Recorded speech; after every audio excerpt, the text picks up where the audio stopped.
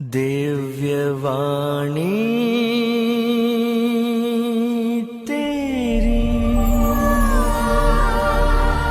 अमृतवाणी प्रभु। दिव्यवाणी तेरी अमृतवाणी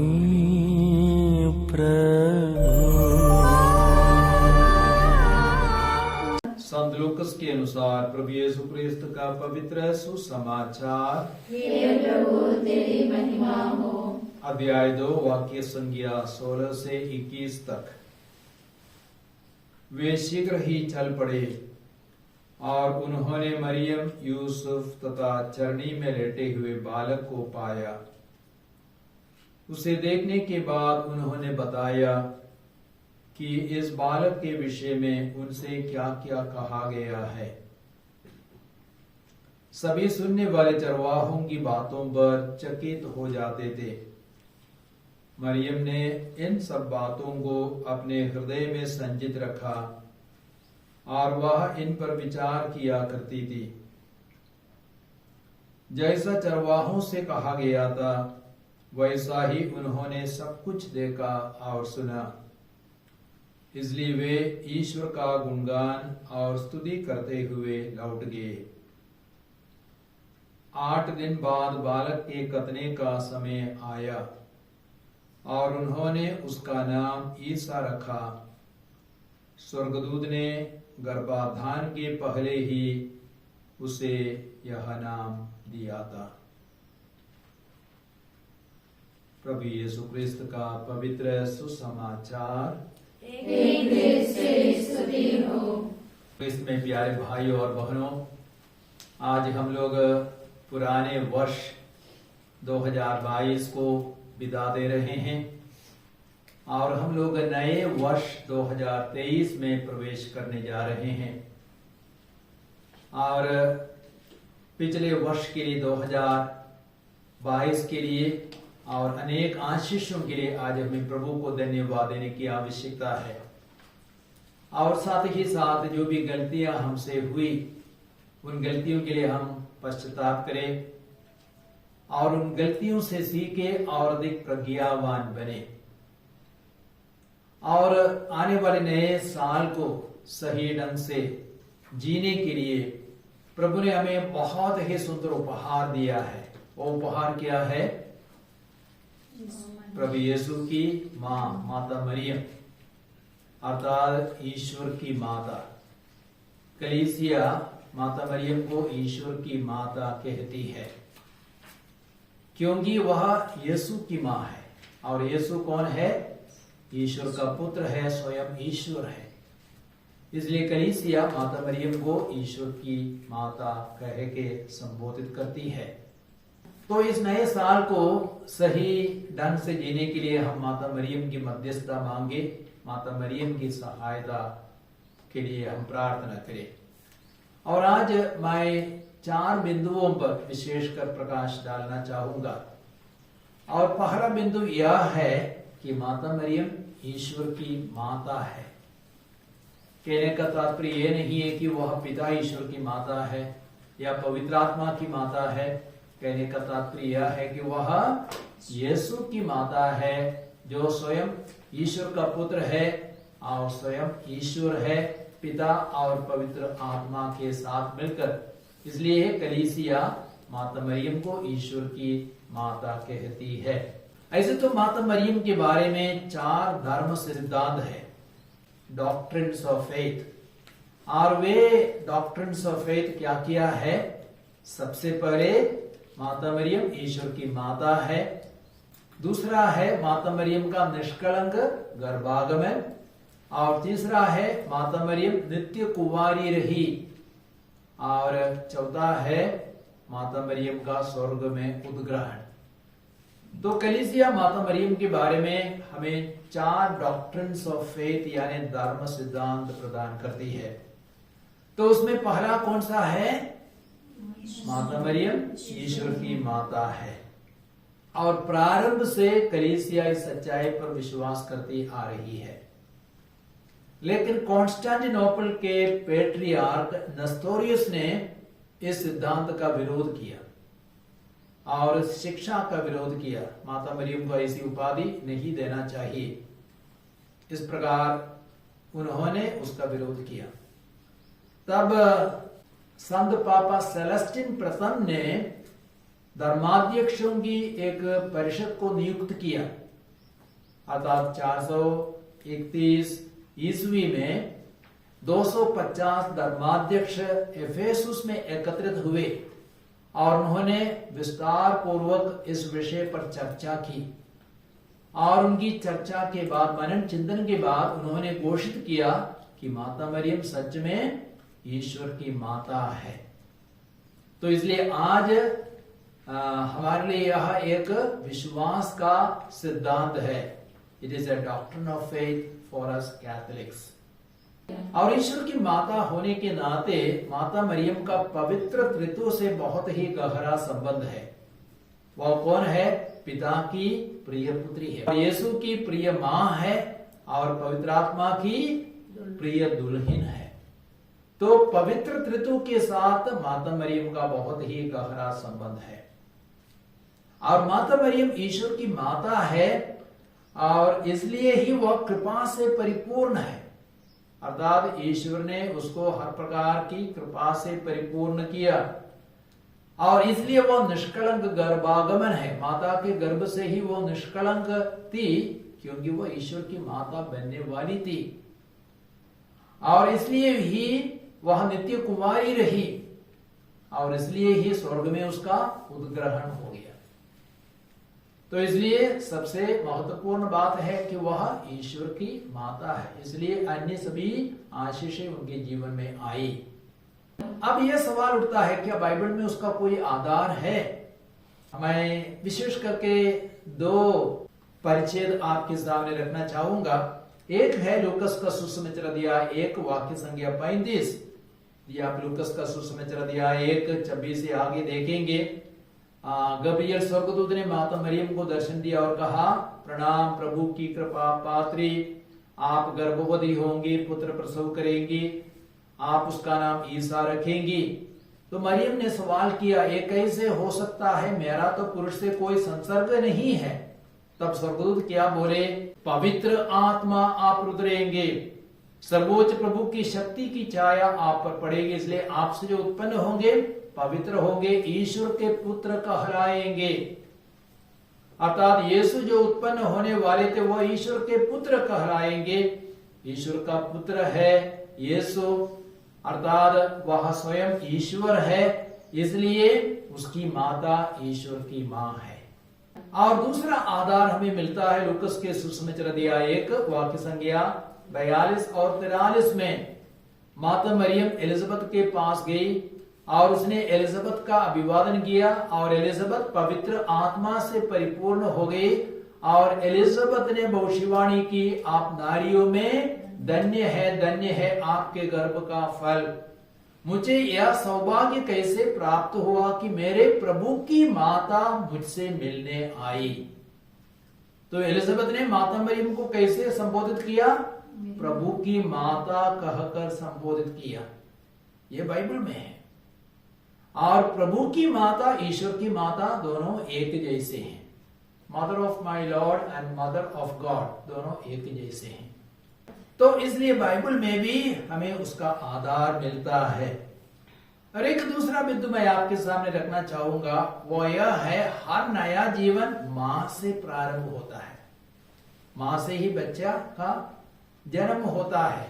तो मां के बिना कोई भी नया जीवन कहीं भी प्रत्यक्ष नहीं होता है। तो हर नया जीवन मां से प्रारंभ होता है। और हमारे लिए ईश्वर की यह सुंदर योजना है कि नए साल को हम माता मरियम की सहायता से प्रारंभ करें, ताकि माता मरियम की प्रार्थना हमें मिले, आशीष मिले और माता मरियम का मार्गदर्शन हमें प्राप्त हो। जब ईश्वर ने अपने प्रिय पुत्र को इस संसार में भेजा, उसने अपने प्रिय पुत्र को किसके हाथों में सौंपा? माता मरियम के हाथों में सौंपा। ताकि माता मरियम उस पुत्र को मानव रूप दे सके और उसको जन्म दे सके, उसका पालन पोषण कर सके, उसका मार्गदर्शन कर सके और उसको बढ़ाए और ईश्वर के कार्य के लिए उसको योग्य बनाए।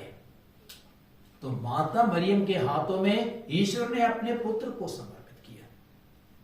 और जब पुत्र इस संसार से विदा ले रहे थे, पुत्र ने योहन को अर्थात अपने प्रिय शिष्य को माता मरियम के हाथों में समर्पित किया। और वो योहन सारी मानव जाति का प्रतिनिधि है।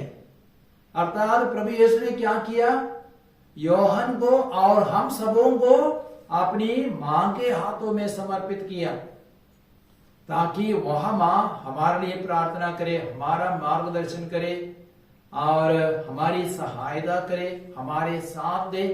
इसलिए प्रभु यीशु ने योहन को माता मरियम के हाथों में समर्पित किया और हम सबों को भी माता मरियम के हाथों में समर्पित किया।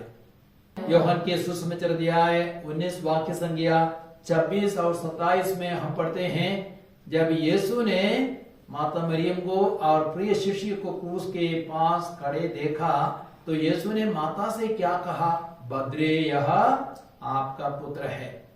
और योहन से कहा, यह तुम्हारी माता है। और उस समय से ही माता मरियम ने योहन को अपने पुत्र के रूप में ग्रहण किया और उसका मार्गदर्शन वह करती रही, उसकी सहायता करती रही, उसको प्रेम करती रही। और वही माता मरियम हमें भी बहुत अधिक प्यार करती है, हमें अपने पुत्र पुत्रियों के रूप में मानती है, हमारे लिए निरंतर प्रार्थना करती है। कुछ वर्ष पहले मैंने कुछ लड़कियों के बारे में पढ़ा जो केरल से पहली बार महाराष्ट्र जा रही थी, नर्सिंग स्टूडेंट्स बनने के लिए, नर्सिंग करने के लिए जा रही थी। और वे पहली बार ट्रेन में यात्रा कर रही थी और वे लोग कुछ डरी हुई थी और वे लोग धीमी आवाज में पवित्र रोजरी कर रही थी। अचानक एक स्टेशन में कुछ बदमाश लड़के, कुछ गुंडे जैसे लड़के ट्रेन में घुस गए और लड़कियों को देख करके वे उन्हें डराने लगे, धमकाने लगे और गंदी गंदी बातें बोलने लगे। तो लड़कियां बहुत डर गई, लेकिन वे लोग रोजरी माला जपती रही। और अगले स्टेशन में क्या हो गया, एक कुलीन महिला उसी कंपार्टमेंट में प्रवेश कर गई और बहुत राजस्वी दिखती थी और उसके चेहरे पर बहुत ज्योति चमक रही थी। और महिला लड़कियों के साथ आकर के बैठ गई और उनसे बातें करने लगी, बहुत ही दोस्ती से उनसे, मित्रता से उनसे बातें करने लगी। और लड़के बदमाश सब उसको देख करके बहुत भयभीत हो गए, बहुत चुप हो गए, शांत हो गए और कोई भी लड़का एक भी बात नहीं बोला। और अंत में लड़कियों ने उस महिला से पूछा, आपका नाम क्या है? उसने कोई नाम तो दिया। और उसके बाद अगले स्टेशन में वह महिला उतर गई और लड़के भी उतर गए। और तब उन्होंने पता लगाया कंपार्टमेंट में ऐसी कोई स्त्री थी, लेकिन टीटीआर के जो लिस्ट था उस लिस्ट में ऐसा कोई नाम नहीं था। तो वह महिला कौन थी? माता मरियम। अर्थात उन लड़कियों की रक्षा के लिए माता मरियम मनुष्य के रूप में वहां पे प्रवेश कर गई थी। तो माता मरियम हमारा साथ देती, हमारे लिए प्रार्थना करती है, हमें ताकत और शक्ति प्रदान करती है। यदि आप प्रकाशना ग्रंथ पढ़ेंगे अध्याय 12 वाक्य संख्या 17, वहां पे वचन कहता है, जो ईश्वर की आज्ञाओं का पालन करते हैं और ईसा के साक्षी बनते हैं, वे सब महिला की संतान है। तो कौन महिला की संतान है? जो लोग ईश्वर की आज्ञाओं का पालन करते हैं, जो ईसा मसीह के लिए साक्षी देते हैं, वे सब उस महिला के संतान है, माता मरियम के बच्चे हैं। तो यदि हम लोग ईश्वर के आदेशों को पालन करेंगे, प्रभु यीशु के लिए साक्षी देंगे, हम सब उस महिला के बच्चे बनेंगे, महिला की संतान बनेंगे। एक तीसरा बिंदु मैं आपके सामने रखना चाहता हूं, वो यह है, हम सिर्फ महिला की संतान ही नहीं, लेकिन ईश्वर के पुत्र पुत्रियां हैं। आज का जो दूसरा पाठ गलातियों के पत्र अध्याय 4 वाक्य संख्या 4 से 7 तक में वहां संत पौलुस कहते हैं, किंतु समय पूरा हो जाने पर ईश्वर ने अपने पुत्र को भेजा। वह एक नारी से उत्पन्न हुए, जिसे हम ईश्वर के दत्तक पुत्र पुत्रियां बने। तो ईश्वर ने अपने पुत्र को भेजा, क्यों? ताकि हम ईश्वर के दत्तक पुत्र पुत्रियां बने। आप लोग पुत्र पुत्रियां हैं। इसका प्रमाण यह है कि ईश्वर ने हमारे हृदयों में अपने पुत्र का आत्मा भेजा है। उसी आत्मा से प्रेरित होकर के हम ईश्वर को क्या कहते हैं? अब्बा पिता कहते हैं। और ईश्वर के यदि हम पुत्र हैं, पुत्रियां हैं, तो हम ईश्वर के विरासत के अधिकारी भी हैं, अर्थात हम स्वर्ग राज्य के अधिकारी भी हैं। तो हम सिर्फ महिला के बच्चे नहीं हैं, महिला की संतान नहीं है, उससे भी बढ़कर हम ईश्वर के पुत्र पुत्रियां हैं। इसलिए हम स्वर्ग राज्य के अधिकारी बनने वाले हैं। और एक अंतिम बात मैं आपके सामने रखना चाहता हूं। आज के सुसमाचार में हम लोगों ने सुना, माता मरियम एक ऐसी महिला थी जिसने प्रभु के वचनों को अपने हृदय में संचित रखा और उन वचनों पर वह मनन करती थी। सुसमाचार में आप लोगों ने सुना, लूकस के सुसमाचार अध्याय 2 वाक्य संख्या 19, चरवाहों ने जो भी बातें सुनी स्वर्गदूत से, उन सारी बातों को माता मरियम और यूसुफ से बोले। और माता मरियम ने क्या किया? उन सारी बातों को अर्थात प्रभु के वचनों को अपने हृदय में संचित रखा और वह उन पर मनन करती थी। और उसी प्रकार लूकस के सुसमाचार अध्याय 2 वाक्य संख्या 51 में भी हम पढ़ते हैं, माता मरियम ने प्रभु यीशु के वचनों को, प्रभु यीशु मंदिर में खो गए थे ना, और उस समय उनकी खोज में माता मरियम और यूसुफ गए थे। और माता मरियम ने पूछा, बेटे तुमने हमारे साथ ऐसा क्यों किया? तुम्हारे पिता और मैं तुमको ढूंढ रहे थे। यीशु क्या बोले? मुझे ढूंढने की क्या आवश्यकता थी? कि आपको मालूम नहीं था कि मैं अपने पिता के घर होऊंगा? और माता मरियम उन बातों को समझ नहीं सकी, फिर भी माता मरियम ने अपने पुत्र के वचनों को अपने हृदय में संचित रखा और उन पर मनन करती रही। तो हमारे लिए यह बहुत ही आवश्यक बात है, प्रभु के वचनों को सुनना, प्रभु के वचनों को अपने हृदय में संजोए रखना और उन वचनों पर मनन करना। तभी तो हम पवित्र बनेंगे, पवित्र जीवन बिता सकेंगे। क्योंकि प्रभु यीशु क्या कहते? यूहन्ना के सुसमाचार 15:3 में, मैंने तुम्हें जो वचन दिया है उसके कारण तुम शुद्ध हो गए हो। तो वचन पर मनन करने से ही हम पवित्र जीवन जी सकेंगे। स्तोत्र ग्रंथ अध्याय 119 वाक्य संख्या 9 और 11, वहां पे वचन क्या कहता है? तेरी शिक्षा का पालन करने से ही नवयुवक निर्दोष आचरण कर सकता है। मैंने तेरी शिक्षा को अपने हृदय में सुरक्षित रखी, जिससे मैं तेरे विरुद्ध पाप ना करूं। यदि हम पापों में आसानी से गिर जाते हैं, और बहुत सारे लोग पापों में गिर रहे हैं, क्यों गिर रहे हैं? क्योंकि हम प्रभु के वचनों को सुनते नहीं, उन वचनों को अपने हृदय में संजोए नहीं रखते, उन वचनों पर हम मनन नहीं करते, हम तुरंत वचनों को भूल जाते हैं, इसलिए हम पाप में गिर जाते हैं। तो पाप ना करने के लिए प्रभु के वचनों को सुनना, उन वचनों को अपने हृदय में संचित रखना और उन पर मनन करना और मेडिटेशन करना बहुत ही आवश्यक है। तो प्यारे भाइयों और बहनों, हम लोगों ने देखा कि माता मरियम सच में ईश्वर की माता है और हम सब माता मरियम की संतान है। माता मरियम निरंतर हमारे लिए प्रार्थना करती है और हमारी रक्षा करती है। और तीसरी बात हम लोगों ने सुना, हम ना सिर्फ महिला की संतान है, लेकिन उससे भी बढ़कर हम ईश्वर के पुत्र पुत्रियां हैं, इसलिए हम स्वर्ग राज्य के अधिकारी अवश्य बनेंगे।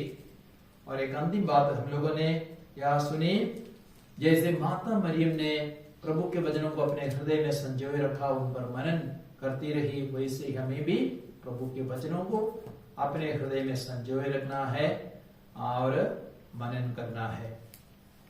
तो आइए आज के इस दिन के लिए हम प्रभु को धन्यवाद दें, माता मरियम की मध्यस्थता के लिए प्रार्थना करें।